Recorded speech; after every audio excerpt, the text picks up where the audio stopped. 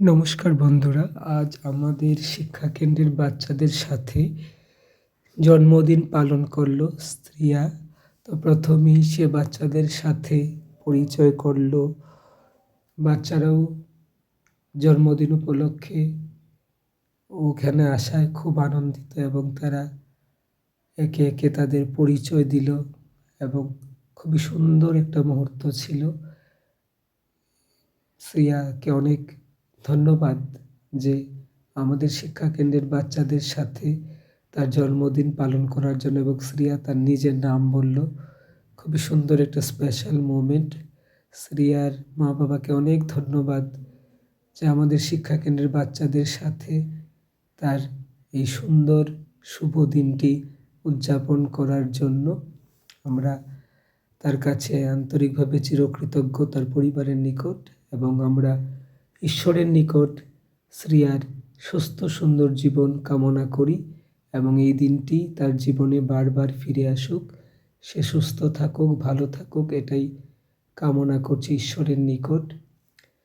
তো যারা যারা এইভাবে আমাদের শিক্ষাকেন্দ্রে জন্মদিন পালন করছেন তাদের সকলের প্রতি আমরা আন্তরিকভাবে চিরকৃতজ্ঞ। এবং শ্রিয়ার পরিবারের সবাই এখানে উপস্থিত ছিল।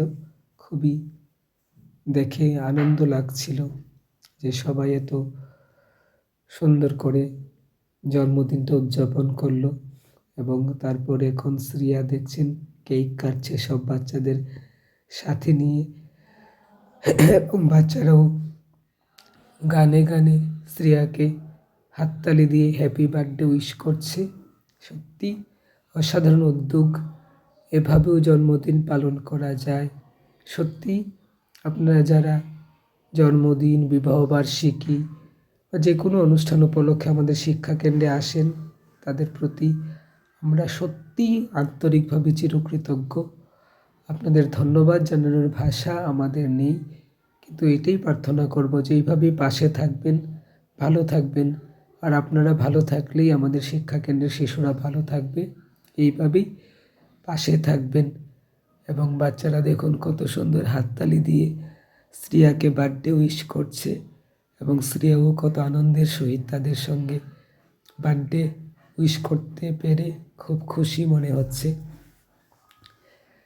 অনেক ধন্যবাদ শ্রিয়াকে জন্মদিনটা এমনভাবে পালন করার জন্য, এবং শ্রিয়ার পরিবারের সকলকে যারা এই উদ্যোগটা নিয়েছে যে আমাদের শিক্ষাকেন্দ্রের শিশুদের সাথে জন্মদিন উদযাপন করবে।